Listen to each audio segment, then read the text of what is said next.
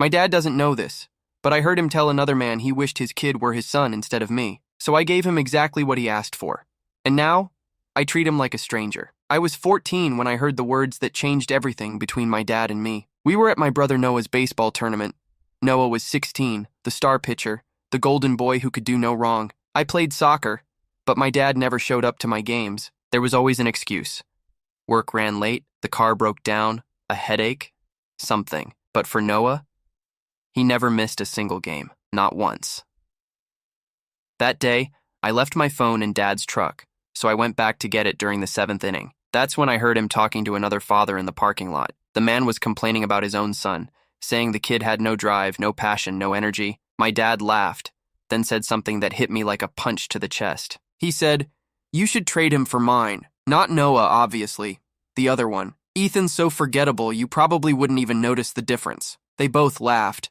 And then Dad added, "Sometimes I watch Noah out there and think, what if I had two like him instead of one useless one? That would have been the dream." I stood there behind the truck, frozen, my phone in my hand, my own father calling me useless, forgettable, saying he could replace me and wouldn't even care. I waited until they left. Then I got inside the truck and just sat there in silence. When Dad came back after the game, Noah was in the passenger seat like always, talking about his strikeouts. Dad asked if I was okay. I said I was fine. That was the last real conversation we ever had. From that day on, I gave him exactly what he wanted, a son he wouldn't notice. I stopped asking him to come to my games, stopped telling him about school, my friends, or anything that mattered to me. When he asked how my day was, I said fine. When he tried to start a conversation, I answered with one word and left the room. At first, he didn't notice. He was too busy living through Noah's victories. But a few months later, something shifted. He started knocking on my door at night, asking if I wanted to shoot hoops in the driveway. I told him I had homework. He'd ask if I wanted to grab burgers after practice. I said I wasn't hungry. He'd try to ask about soccer season. I'd tell him it was fine and walk away. Noah caught on before Dad did. One evening, he pulled me aside and asked why I was acting weird with him and Dad. I told him I wasn't acting weird. I was just giving Dad what he clearly wanted, one less son to worry about. He didn't understand, but he didn't push it either. By the time I turned 16, Dad was trying harder. He started showing up at my games unannounced, standing quietly on the sidelines, waving when I looked his way. But when I saw him there, I felt nothing. Not anger, not pride, not even relief. Just emptiness. After the games, he'd come up to me, trying to make small talk. I'd thank him politely, like you'd thank a neighbor for showing up to help move a box. No warmth, no connection. He was trying to have a relationship with a wall. The breaking point came last month, at Noah's graduation party. Dad stood up to give a toast. He talked about how proud he was of his family, of both his sons. He looked straight at me and said, "Ethan, I know I haven't always been there for you the way I should have been, but I want you to know I'm proud of the man you're becoming." I stared at him, my face completely blank, and said, "Thank you, sir." The room went quiet. He froze. Mom stared at me. Noah's smile faded. I didn't care. After the party, Dad cornered me in the kitchen. He said we needed to talk, that something was wrong between us, that he missed his son. I looked him straight in the eyes and said, "I don't know what you mean. I've always been here." He shook his head. "No, you haven't. You've been somewhere else for years, and I don't know why." I almost told him. I almost threw those words from the parking lot right back in his face, but then I realized something he didn't deserve to know. He got exactly what he wanted, a son so forgettable he could live under the same roof and never notice him. So I said, "I'm sorry you feel that way," and walked out. Now he slips notes under my door. He sends me texts asking if I want to hang out, if I'd go to a game with him. I always answer politely, "Maybe next time." There's never a next time. Noah tells me Dad's been crying lately, says he doesn't understand what he did wrong, and that's the point. He never will, because I'll never tell him. There are words you can't unhear, and once they're said, they rot in your chest forever. He wished for another son. Now he has one, just not the one he expected. A stranger living in his house. Exactly what he wanted. 4 years have passed since that day in the parking lot. 4 years since I heard my dad say he wished he could trade me for another son. 4 years treating him like what he made me, someone who doesn't exist. Now, a week before I leave for college, the tension in our house feels unbearable. Mom was the first to notice. That morning, we were sitting at the breakfast table, Dad at the head, Mom to his right, Noah across from me. The same setup as always.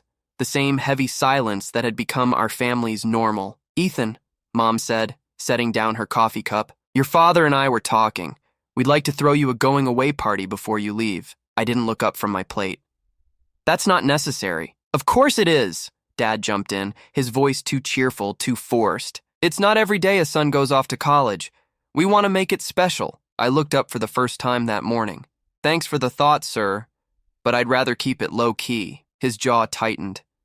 I knew he hated when I called him sir. He hated it because it reminded him of exactly what we were now. Nothing. "Come on, Ethan," Noah started, but I cut him off. "I still need to finish packing." "Excuse me." I stood up and went upstairs. As I left, I heard Mom's voice behind me. "What's going on with him? He's been like this for years. It's not normal." I didn't hear Dad's answer. I didn't care. In my room, I looked at the half-filled boxes stacked against the wall. 18 years of my life reduced to 4 cardboard boxes. Clothes, books, a few keepsakes. No family photos. I'd taken those down years ago. My phone buzzed. A text from Noah. "Need to talk. Now." 2 minutes later, he walked into my room without knocking. "Close the door," I said. He did, then sat on my bed. His expression was the same mix of confusion, frustration, and sadness I'd seen too many times before. "Dad's falling apart," he said bluntly. "Mom thinks he's depressed. He cries almost every night." I shrugged. "I'm sorry for him." "No, you're not. That's the problem." I turned to face him. "What do you want me to say, Noah?" "I want you to tell me what really happened. You've treated Dad like a stranger for 4 years, as if he did something unforgivable, and no one knows why." "I already told you years ago," I said quietly. "I'm just giving him what he wanted. One less son to worry about." "That doesn't mean anything," he said, frustrated. "Dad loves you. He always talks about how proud he is of you, how smart you are." "Now he does," I interrupted. "Where was that pride when I was 14? Noah went silent. "What happened when you were 14? I didn't answer. I turned back to my boxes and kept packing. "I'm your brother," he said softly. "If something happened, I need to know." "No, you don't. And even if I told you, it wouldn't change anything." Noah stood up and walked to the door. Before leaving, he said, "Mom's throwing the party anyway. Saturday.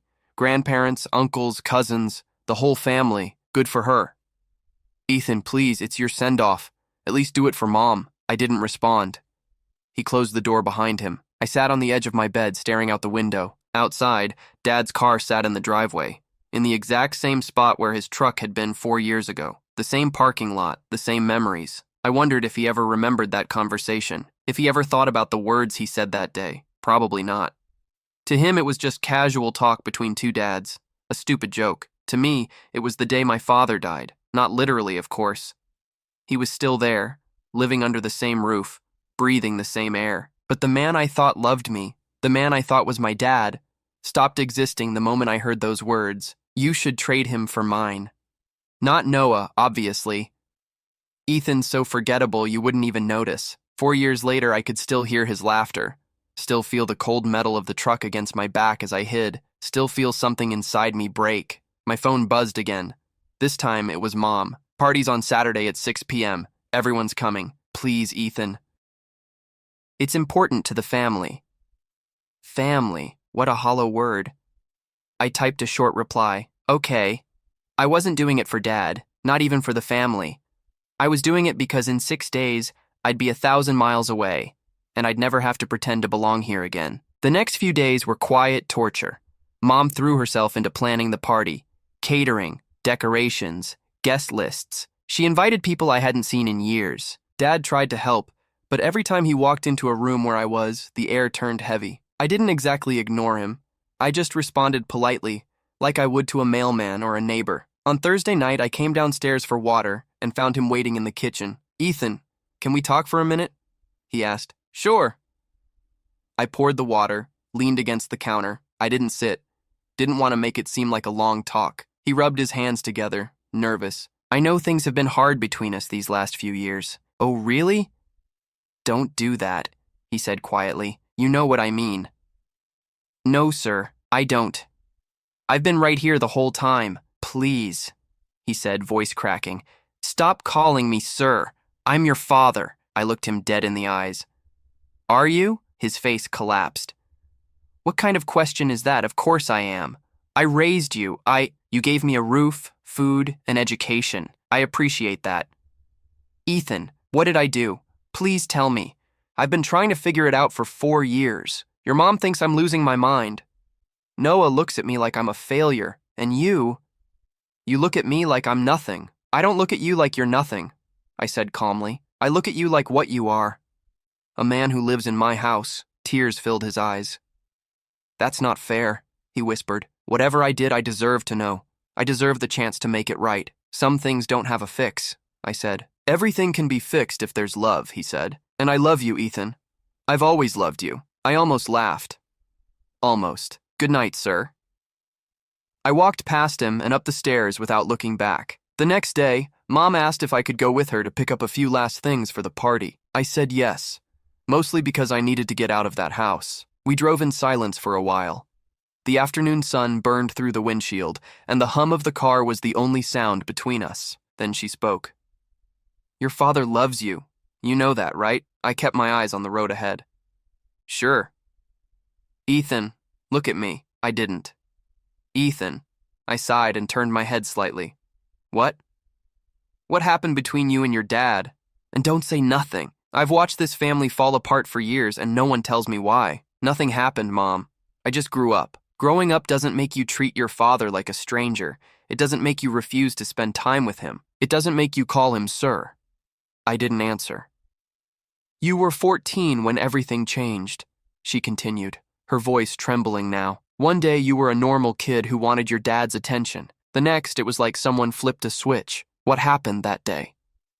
I don't remember. You're lying. I clenched my jaw. No, I'm not. Don't do that, she said, her voice firm. I'm your mother. I carried you for 9 months. I know when you're hiding something. The car stopped at a red light. She turned to face me, eyes locked on mine. Noah told me you once said you were giving your dad what he wanted. What does that mean? My throat tightened. Nothing. Ethan, please. You're leaving for college in a few days. I might not see you for months. I need to understand before you go. The light turned green. She didn't move. Mom, I said quietly. The light? I don't care about the light, she said, tears in her eyes. I care about my son. A horn blared behind us. She didn't flinch. Talk to me. There's nothing to say. Another horn. She finally drove forward, but her expression stayed the same. Determined. Desperate. I'm going to find out what happened, she said. With or without your help. I didn't say another word for the rest of the ride, but for the first time in years, I felt something close to fear, not because of my father, but because of what would happen when my mother finally learned the truth about him. Saturday came too fast. By 5 in the afternoon, the house was full of family. Uncles, aunts, cousins, grandparents, people I hadn't seen in years. I wore a blue shirt Mom had bought for the occasion, combed my hair, and stared at myself in the mirror. The reflection that looked back at me was a stranger, an 18-year-old with empty eyes and a practiced smile, forgettable, just like Dad wanted. When I went downstairs, the room filled with voices. Ethan, look at you, college boy now. So proud of you. Your dad must be over the moon. I nodded, smiled, said thank you. Every word rehearsed, every expression controlled. Dad stood in the middle of the room, talking to my grandfather. When he saw me coming down the stairs, his face lit up with a hope that almost made me pity him. Ethan, he said, come here. Your grandpa wants to congratulate you. I walked over calmly. Hi, Grandpa. Look at you, Grandpa said. All grown up. Your dad never stops talking about you. I glanced at Dad. That's nice of him. Grandpa frowned at my tone but said nothing. Dad put a hand on my shoulder. I didn't move. I didn't push it away either. I just didn't react. I'm really proud of you, son, he said, voice trembling a little. Thank you. Nothing more. Just thank you? Grandpa asked, half joking. Dad forced a smile, but I could see it falter. The party went on. Laughter, food, small talk. I played my role perfectly, smiling when expected, answering politely, never too much, never too little. At 8, Dad stood and raised his glass. Family, friends, he began. Tonight, we're here to celebrate my son Ethan as he starts a new chapter in his life. Everyone clapped. Ethan's always been a special kid, he continued. Smart, hardworking, kind. I know I haven't always been the best father, his voice broke, but I want everyone here to know that I love both my sons equally. Noah and Ethan, you're my pride and joy. The room was silent except for the faint hum of music. All eyes were on me. They wanted a reaction, a smile, a nod, something. I gave them a polite smile and said, "Thank you all for being here. And thank you, sir, for organizing this." The silence that followed was absolute. Mom's face went pale. Noah's eyes widened. Dad's expression shattered right there in front of 30 people. I took a sip of water and turned to greet a cousin who had just arrived, because that's what you do when someone you barely know gives you a compliment. You move on. Exactly what he wanted. The silence lasted only a few seconds before the whispers started. Aunt Patricia spoke first. "Well, Ethan's always been such a polite boy, right, David?" Dad didn't answer. He just stood there, frozen, glass in hand, staring into nowhere. Mom touched his arm. "David, come on, the Johnsons want to say hi." He nodded numbly and walked away. Noah appeared at my side. "What the hell was that?" he hissed. "You called him sir in front of everyone." "It's a sign of respect," I said flatly. "It's a sign of humiliation." I looked him in the eye. "He started this, Noah." "I'm just finishing it." Noah opened his mouth to argue, but Grandma walked over before he could. "Ethan, dear, is everything all right between you and your father?" she asked softly. "Everything's fine, Grandma. You two seemed tense." "It's just your imagination. Have you tried the appetizers?" "Mom ordered them specially." She hesitated but nodded, realizing it was useless to push. The party dragged on for 2 more hours. Dad avoided me completely. Mom smiled through the pain, pretending everything was normal, but every few minutes I caught her glancing at me, studying me, trying to understand. When the last guest finally left, she shut the door and leaned against it. "Living room," she said sharply. "Now." It wasn't a request. I walked in and sat on the couch. Noah sat beside me. Dad stood near the window, his back to us. Mom faced me directly. "What was that?" she demanded. "What was what?" "Don't play dumb. You called your father sir in front of 30 people. Your grandparents, your aunts, everyone. It's a respectful way to address someone older," I said. "It's how you talk to a stranger," she snapped. I didn't answer. Dad turned around, his eyes red. "Laura, leave it." "No, David," she said. "This ends tonight. I've watched our family fall apart for 4 years. I'm done pretending. Ethan, I'll ask you one last time. What happened between you and your father?" "Nothing," I said quietly. "You're lying." "I'm not." "Then what does that mean, nothing happened? Because that's exactly the problem. Nothing happened. No effort, no care, no love." Mom's voice cracked. Dad stepped closer. "That's not true. I love both my sons." "Really?" I said, standing. "Then tell me, Dad, how many of my soccer games did you go to when I was 14? "I went to plenty," he said. "How many exactly?" He hesitated. "I don't remember." "0, I said. "You went to 0. And how many of Noah's baseball games did you miss that same year?" He didn't answer. "None," I said for him. "You didn't miss a single one." "Ethan, I was working a lot back then. There was always time for Noah. Always." Mom looked between us, her face full of confusion and hurt. "So this is about the games?" "It's not just that," I said. "Then what is it?" "It doesn't matter. I'm leaving in 5 days. After that, you don't have to worry about me anymore." "Sit down," Mom said firmly. Something in her tone made me obey. She turned to Dad. "Think, David. Is there anything you said or did when Ethan was 14 that might have hurt him?" He ran a hand over his face. "Laura, it's been 4 years. I can't remember every conversation. Think harder." He sighed. "No arguments, no punishments, nothing out of the ordinary." Noah spoke quietly. "It was during my baseball regionals. Ethan once mentioned something happened that day." Dad frowned. "Regionals? We won that tournament. It was one of the best days of..." He stopped. His eyes went blank for a second, then clouded with something darker. Recognition. Guilt. "What is it?" Mom asked. "Nothing," he said too quickly. "David," she warned. "I said it's nothing." I stood. "Of course it's nothing." "It was just a joke between dads, right?" Dad went pale. "Ethan, good night." I walked upstairs without looking back. I sat on the floor of my room, back against the wall, trying to slow my breathing. Downstairs, I could still hear their voices. Mom demanding answers, Dad dodging them, Noah trying to play peacemaker. After 20 minutes, footsteps came up the stairs. 3 quiet knocks. "Ethan," Mom's voice. "Open the door. I'm tired. Either you open it, or I will." I sighed, stood up, and opened the door. She stepped in, closed it behind her, and sat on my bed. Her eyes were red. "Did your father remember something?" I didn't respond.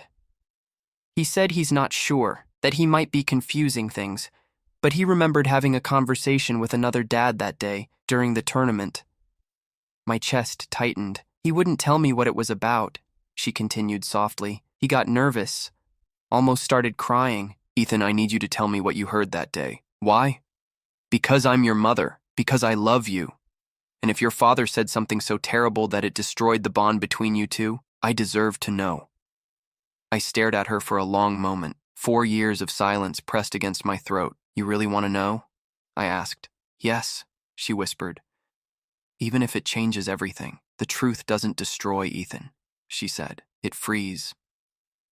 I sat down in the chair across from her. "That day," I began slowly, "during the 7th inning, I went to Dad's truck to get my phone. I heard him talking to another man in the parking lot." She nodded, waiting. "The guy was complaining about his son, said he was lazy, unmotivated. Dad laughed and said he should trade him for his own." Mom blinked. "What?" He said, "You should trade him for mine. Not Noah, obviously, the other one. Ethan's so forgettable you probably wouldn't even notice." The color drained from her face. "He also said sometimes he looks at Noah and wonders what it would have been like to have 2 sons like him instead of one useless one." Mom didn't move, didn't even blink. "They both laughed," I said quietly, like it was the funniest thing they'd ever heard. Silence filled the room, so thick I could hear my heartbeat. "So, since that day," I continued, "I gave him what he wanted. A forgettable son, one he wouldn't notice." Mom covered her mouth with her hand. Tears slid down her cheeks. 4 years, she whispered. "You carried that alone for 4 years? I didn't have a choice. You could have told me. For what? It wouldn't have changed what he said, or what he thought of me." She stood abruptly. "I'm talking to your father." "Don't," I said firmly. "Ethan, this can't just—" "It already did, 4 years ago. The only thing left to decide is what you'll do with the truth." She stared at me for a long moment, breathing hard. Then she turned and left the room. I listened to her footsteps going down the stairs, then the silence before the storm. 10 minutes later, the shouting began. "How could you say something like that about your own son? Laura, it was a stupid joke, 2 men talking, that's all." "A joke? You called him useless, forgettable. You laughed about it. I don't even remember saying it that way." "Oh, now you don't remember? You conveniently forget the moment that broke your child? Keep your voice down, Ethan can hear us." "Good. Let him hear how his father tries to minimize what he did." A door slammed. Then silence again. I stayed awake until after 3 in the morning. At 7, there was another knock. "Ethan, it's Noah." I opened the door. He looked awful. Dark circles under his eyes, messy hair. "Mom told me everything," he said quietly. I didn't answer. "Why didn't you ever tell me? What would you have done?" "I don't know. Talked to him, called him out, something. And then what?" "You think that would have changed anything?" Noah sat on the edge of my bed, shaking his head. "When you said you were giving Dad what he wanted, I thought you were just being dramatic. I didn't realize it's not your fault," I said. "You were 16. This isn't on you." He swallowed hard. "Dad didn't sleep here last night. Mom kicked him out. He's staying at a hotel, where he belongs. She said she needed time to process everything." "And you?" I asked. "I think he made a horrible mistake," Noah said. "I think he should have apologized years ago, but I also think he deserves the chance to do it now, even if it's late." "Some apologies don't mean anything, Noah. Why not?" "Because some words can't be undone. He can say he's sorry 1,000 times. It won't change what I heard that day. It won't change what he really thought of me." "You don't know what he really thought," Noah said softly. "Yeah," I said. "I do. Nobody jokes like that unless there's truth behind it." He didn't respond. I went downstairs an hour later. Mom sat in the kitchen staring at a cup of cold coffee. She hadn't slept either. "Good morning," I said. "Sit down." I sat across from her. "Ethan, I need you to be honest with me. Is there anything else? Anything else he said or did that I don't know about?" I shook my head. No, that was enough. She nodded slowly, then reached under the table and pulled out a small notebook. I found this in your old room, she said quietly. Your journal. My stomach turned. You read my diary? Only one page, she said, her voice breaking. The one you marked. She opened it and slid it across the table. I recognized my 14-year-old handwriting. Today I heard Dad say he wishes he could trade me for another son. He said I'm useless and forgettable. He laughed while saying it. The other man laughed too. I don't think Dad ever really loved me. Starting today, I'll give him what he wants. I'll be invisible. If he doesn't want me as a son, then I won't act like one. Mom's tears hit the paper. You were just a kid, she whispered, 14 years old. I didn't look at her. Why didn't you tell me? Because I knew what you'd say. You'd tell me he didn't mean it, that he was joking, that I should forgive him, that he loves me deep down. She didn't deny it, just lowered her head. I probably would have said that, she admitted, and that would have been wrong. She took a shaky breath and stood up. He called this morning. He wants to come talk. I don't want to see him. Ethan, you leave in 4 days. Then he can wait 4 days. You can't avoid this forever. Watch me. I went upstairs before she could say another word. From my room, I heard the front door open a few minutes later. Dad's voice, rough and tired. Laura, please. I need to talk to him. He doesn't want to see you. Just 5 minutes. David, I can't even process what you said. How could you talk like that about your own son? It was stupid. I was trying to fit in, make a joke. I didn't think. That's the problem. You never think when it comes to him. I need to see him, Dad pleaded. I need to apologize. An apology won't fix 4 years of damage. I know, but I have to try. Footsteps on the stairs. 3 knocks on my door. Ethan. His voice soft, trembling. Please open up. I didn't move. I know you can hear me, he said. And I know you probably hate me. You have every right to. Silence. What I said that day was unforgivable, he continued. There's no excuse, no explanation that makes it better. I was a coward, a terrible father, but I need you to know something. I didn't mean it. I never meant it. It was a stupid thing to say to get a laugh from another dad. I wasn't thinking. I stayed quiet. Please, he said. Just let me talk to you. After 5 minutes, his footsteps faded away, and for the first time in 4 years, I felt something I hadn't felt in a long time, doubt. 2 days later, Dad came back home. He didn't stay in their bedroom. Mom told him to sleep in the guest room. They barely spoke. Noah tried to act normal, but the whole house felt like it was holding its breath. I spent those days packing, keeping my door locked most of the time. On Tuesday night, there was a knock on my door again. Mom's voice. Your father wants to talk to you. He says he won't leave until you listen. He can wait, I said. Ethan, you leave in 2 days, she said gently. If you don't talk now, when will you? Do you really want to carry this forever? Maybe that's for the best. She walked in and sat on my bed. No, it's not. You don't have to forgive him. Just listen. Sometimes forgiveness starts with understanding. I looked at her. Why do you keep pushing this? Because I'm your mother, she said simply. And because I don't want you to carry this anger for the rest of your life. The forgiveness isn't for him, Ethan. It's for you. I was quiet for a long moment. Then I sighed. 5 minutes? She nodded, relieved, and left the room. 2 minutes later, Dad stepped inside. He looked smaller, thinner than he'd been just a week ago. His eyes were dark and sunken, his face drawn. He sat down in the chair by my desk. Thank you for giving me this chance, he said quietly. I didn't answer. He clasped his hands together, nervous. I don't know where to start. I've been thinking about this for days and nothing feels like enough. Then don't say anything, I said coldly. I need to, he said. Even if it's not enough. He took a shaky breath. What I said that day was the worst thing I've ever said in my life. There's no excuse, no reason. I was trying to impress another dad, trying to be funny, and I used you as the punchline. It was cruel, and I'll regret it until the day I die. Why? I asked. What do you mean? Why did you say it? Why me? Why not Noah? He looked down at his hands.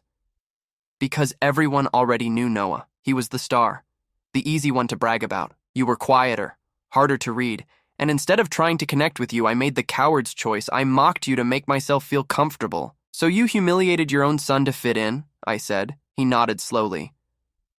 I was insecure, weak, and stupid. I didn't think about how it would sound or how it would feel if you ever heard it. I thought it was just words. It wasn't just words, I said quietly. It was everything. I know, he said, tears welling in his eyes, and I know I can't take it back. You didn't even remember, I said. Mom had to drag it out of you. That's not true, he said quickly. I remembered the second Noah mentioned the tournament, but I was terrified to admit it because I knew it was the reason you stopped talking to me. So you lied. I panicked, he said, because I couldn't face the reality that I'd done something so awful. I thought if I denied it, it would go away. I shook my head. You're unbelievable, he leaned forward. Ethan, I know I don't deserve forgiveness, but please believe me when I say I never thought those things about you. Not really. It was a stupid, thoughtless attempt at humor that came from my own insecurities, not from the truth. So the truth is what exactly? I asked. That you didn't mean it? Yes, then why did you laugh? He froze. I could see the moment he realized there was no answer that could make it right. You laughed, I said, my voice cracking. You laughed like it was the funniest thing in the world, like I was nothing. That laugh still echoes in my head every time I think about you. He wiped his eyes with the back of his hand. You're right, I laughed, and that's what makes it worse, because I can't undo that moment. I can't take away the way it made you feel. All I can do is own it, and promise that I'll never let anything like that happen again. I stood and walked to the window. You think a promise changes anything? No, he said quietly, but maybe time will. If you let it. I turned back toward him. Why should I? You had time. 4 years of it. He nodded slowly. I know. And every single day I hoped you'd give me another chance. But you shouldn't have had to be the one to fix it. That was my job. I failed you, Ethan. He stood, hesitant. I can't ask you to forgive me, but I can ask for one thing. What? The chance to prove I can be better. Not today, not tomorrow. Just someday. Let me show you that I can be the father I should have been. I didn't answer. He took a step toward me. Please. I felt my chest tighten. Do you even understand what you did to me? Yes, he said softly. You stopped being my son the moment I made you feel like you weren't wanted, and that's something I'll live with for the rest of my life. Then why are you here? Because I don't want that to be the end of our story. We stood there in silence. His eyes were glassy, full of shame and something that looked like real regret. Can I hug you? He asked finally. I didn't say yes, but I didn't say no either. He took a cautious step forward, then another. When his arms went around me, I froze. Then something inside me cracked, and I let it happen. For the first time in 4 years, I let my father hold me, and I cried. I cried for the 14-year-old boy who heard those words in a parking lot. I cried for all the years I'd spent trying not to feel anything. I cried because I didn't know if forgiveness was possible, but at least now he finally understood what he'd destroyed. When we finally stepped apart, the room was silent again. This doesn't mean everything's fine, I said quietly. I know. I don't know if it ever will be. I understand. I wiped my eyes, but I'll try not to hate you. He nodded slowly. That's more than I deserve. He left the room without another word. That night, for the first time in days, we all ate dinner together. No yelling, no forced smiles, just quiet. The air was still heavy, but it wasn't unbearable anymore. Noah looked between us. So, are you two okay now? I didn't answer right away. Not okay, I said finally. But better. Dad gave a small nod. It's a start. Mom served the food without speaking, her eyes red but calm. After dinner, Noah came to my room. What happened? He asked. We talked, and? There's no magic fix, Noah. No big moment where everything's fine again. Just two people trying to figure out how to move forward. He nodded. Are you going to forgive him? I don't know. Maybe someday, but not today. He sat beside me. You know what hurts me the most? What? Realizing that while Dad was busy being proud of me, you were hurting, and I didn't see it. I shook my head. That wasn't your job to see. You were a kid. Still, he said, I wish I'd been a better brother. You were the best one I could have had, I said quietly. That's more than enough. He smiled weakly. I'm going to miss you. I'll miss you too. We sat there in silence, two brothers caught between what was broken and what might still be rebuilt. The next morning, I woke up to the sound of quiet voices downstairs, Mom and Dad. I couldn't make out everything, but I caught pieces through the thin walls. Soft, tired words, the kind people say when they've been hurt too long to yell anymore. By the time I went downstairs, Noah was already in the living room. "They've been talking for hours," he whispered. Mom told me not to interrupt. We waited in silence until we heard the bedroom door open. Mom came out first. Her eyes were red, her face pale but calm. Dad followed, looking like someone who hadn't slept in a week. Noah stood. "So, what's happening?" Mom looked at both of us. "We're going to counseling," she said quietly. "Both of us. And your father's going to therapy on his own, too. That's it?" Noah asked. "For now," she said. "It's a start." Dad nodded slowly. "We have a lot to work through." Then he turned to me. "And when you're ready, Ethan, I'd like to go to therapy with you too, if you ever want that." "I don't know when that'll be," I said honestly. "There's no rush," he said softly. "I'll be here whenever you decide." 2 days later, it was time for me to leave for college. My suitcases sat by the front door, and Noah's car waited outside to take me to the airport. Mom hugged me first, her arms wrapped tight around my shoulders like she was afraid to let go. "Call me when you land," she said, her voice breaking. "Every week, I don't care how busy you are." "I will," I said. She wiped her eyes. "I love you, Ethan, more than anything in the world." "I love you too, Mom." She smiled faintly and stepped back. Dad approached next, hesitant.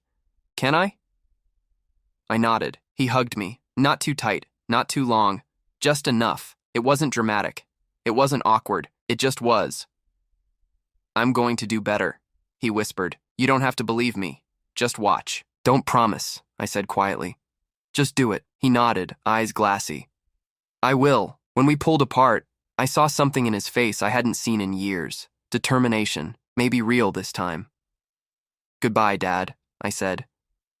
It was the first time I'd called him that since the parking lot. He froze for half a second, then smiled, his voice shaking. "Goodbye, son."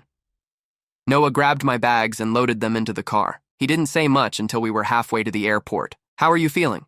he asked. "Strange," I said. "Relieved, sad, exhausted. All of it at once. That's normal." "What about you?" I asked. "Guilty," he admitted. "But also hopeful." "Hopeful?" He nodded. "For the first time in years, I think we might actually become a real family. Not perfect, just real." "That depends on Dad," I said. "I know," he said, "but I think he's serious this time." When we reached the airport, Noah parked the car and got out to help with my luggage. He pulled me into a hug. "Take care of yourself, man." "You too," he smiled. "And hey, don't be too hard on him. He's trying." "Trying isn't enough," I said quietly. "He has to be better."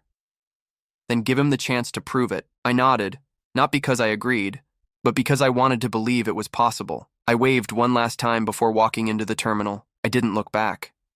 The flight was 3 hours. I spent most of it staring out the window, thinking about the last few days. The truth had finally come out. The family had cracked apart, then started, slowly, to rebuild. Dad had said he was sorry, and I had said goodbye. I didn't know what would happen next. I didn't know if he'd actually change or if we'd ever really be okay. But for the first time in 4 years, the weight on my chest felt lighter. Not gone, but manageable. 5 years later. I stood in front of my bathroom mirror, adjusting my tie. Today was my master's graduation. My phone buzzed. A text from Noah. "We're on our way." Mom's been crying since we left. Dad had to pull over twice so she could calm down. I smiled. 5 years. It felt like both forever and an instant. During my first year away, Dad called every Sunday. At first, it was awkward. Long silences, small talk about classes and food, but he never missed a call. Not once. By the second year, we started talking about real things. He told me about therapy, about what he was learning, how he'd spent years hiding behind work and Noah's success because it made him feel like he mattered. "My therapist says I used Noah's achievements to cover my own failures," he admitted one night. "And I pushed you away because you reminded me of myself. Quiet, uncertain, scared of not being good enough. I should have protected that in you, not punished it." That conversation changed something between us. It wasn't forgiveness, not yet, but it was understanding. By the 3rd year, he came to visit me, alone. We spent a weekend together, watched a soccer game, ate cheap diner food, talked until midnight. At one point, he said, Do you remember when you used to ask me to come to your matches? Yeah, I said. Every time I said no, I told myself it didn't matter, that you'd understand, that there'd be other games, but there weren't, were there? No, I said quietly. There weren't, he nodded. When I finally started showing up, it was already too late. It wasn't too late, I told him. You were just late. He looked up, confused. There's a difference, I said. Too late means you missed your chance. Being late means you still have one. That night, for the first time, I felt like maybe I really had a dad again. Not the one I imagined when I was a kid. Not the one who broke me when I was 14, but a man, flawed, human, trying to make things right. At Christmas, during my 4th year, I finally went home. We had dinner together. Me, Mom, Noah, and Dad. For the first time in forever, he didn't talk only about Noah. He asked about my projects, my friends, my future, and he listened. After dinner, he pulled me aside and handed me a small box. Inside was an old scratched watch. It was my father's, he said. He gave it to me when I graduated college. I was going to give it to Noah, but you don't have to. Yes, I do, he said, smiling sadly. Noah has plenty of memories with me. Trophies, photos, all the games I went to. You don't. And that's my fault. This is just something. Something that's yours. I looked down at the watch. This doesn't erase what happened, I know, he said softly. But maybe it reminds you that I never stopped loving you, even when I didn't know how to show it. I put the watch on that night. I still wear it every day. Now, standing in front of the mirror 5 years later, I adjusted the same watch on my wrist. 5 years of therapy, forgiveness, and slow rebuilding. We weren't perfect. Maybe we never would be, but we were walking forward, together. The doorbell rang. I opened it to see Mom first, eyes already shiny with tears. My baby, she cried, hugging me tight. Look at you. Mom, you saw me 3 months ago. 3 months is a long time, she said, laughing through the tears. Noah walked in behind her, grinning. Congratulations, man. Officially a genius. Not yet, I said. Still gotta walk the stage. Then Dad appeared in the doorway. He didn't rush in. He just stood there for a second looking at me. I'm proud of you, he said quietly. Thanks, Dad, I said. It wasn't the first time he'd said it, but every time he did, it meant something new. The ceremony was long. Names, speeches, applause. When they called mine, I looked up into the stands. Mom was crying again. Noah was filming, and Dad was standing, clapping, tears streaming down his face. For a moment, I thought of that boy.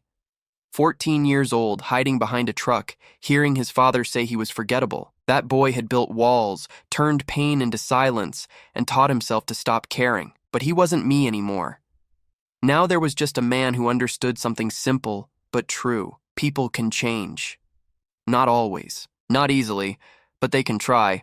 And sometimes, that's enough. After the ceremony, we went out for pizza. Nothing fancy. Just the 4 of us. Mom asked, So what's next? You have job offers yet? 3, I said. 1 here, 1 in New York, 1 back home. Dad looked up. Back home? Yeah, I said, smiling slightly. A local company offered me a position. Are you considering it? I met his eyes. Yeah, I am. He didn't say anything, just smiled. Not big, not dramatic, just small and real. But I saw it. That night, after they left for their hotel, I stood by my apartment window, looking out at the city lights. 5 years ago, I'd left home believing I'd never go back, believing my father would always be a stranger. I was wrong.